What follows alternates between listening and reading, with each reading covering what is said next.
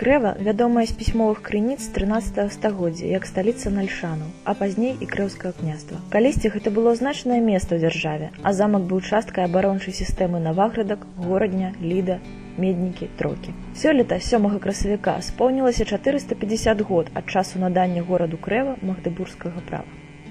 Сёння Крэва гэта невялікая вёска ў Смаргонскім раёне.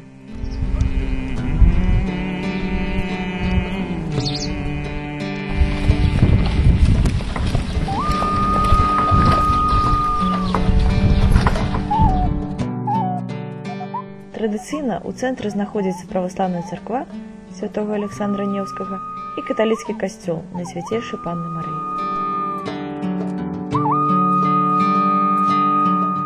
Пра былую славу гэтага мястэчка нагадваюць толькі руіны аднаго з найвядомейшых замкаў Беларусі, ды магутнае гарадзішча. Гісторыя яго пачалася ў 14 стагоддзі, калі пры князе Гедыміне разгарнулася будаўніцтва замка для абароны ад крыжакоў. Замак быў узведзены па еўрапейскай сістэме кастэль. Гэта добра ўмацаваная фартэцыя для захоўвання зброі і ўтрымання гарнізону. У замку былі дзве вежы, размешчаныя па дыяганалі. У вялікай вежы жылі князь, яго чэлядзь і старшыня замкавай варты. Княжацкія пакоі размяшчаліся на другім паверсе.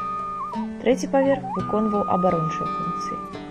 Вежа пры таўшчыні сцен 2,5–3 метры мела вышыню больш за 25 метраў. Тут, у 1382 годзе, па загадзе Ягайлы быў задушаны яго дзядзька, князь Кейстут. Вітаўт жа цудам выратаваўся, перапрануўшыся ў жаноцкую вопратку, ды ўцёкшы ў горадню.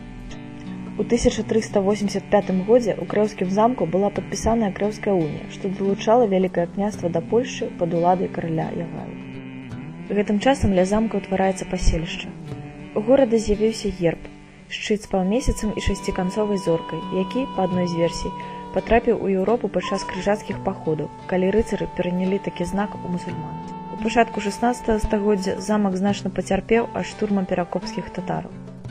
Паступова замак губляў свой статус ваенна-значнага. Мястэчка ператваралася ў адміністрацыйны цэнтр, але яшчэ ў 18 стагоддзі замак знаходзіўся ў добрым стане. Найбольшае разбурэнне ён зведаў падчас Першай сусветнай вайны, калі праз мястэчка праходзіла лінія фронта. У 20-х гадах замак кансервавалі польскія архітэктары. У 80-х тут праводзіліся археалагічныя раскопкі. Быў усталяваны часовы дах па-над парэшткамі княжскай вежы. Сёння нельга не ўразіцца ўзроўнем закінутасці і абыякавасці да важнага гістарычнага помніка. Нягледзячы на прыналежнасць да дзяржаўнай архітэктурнай спадчыны, належнага клопату за помнікам не заўважана.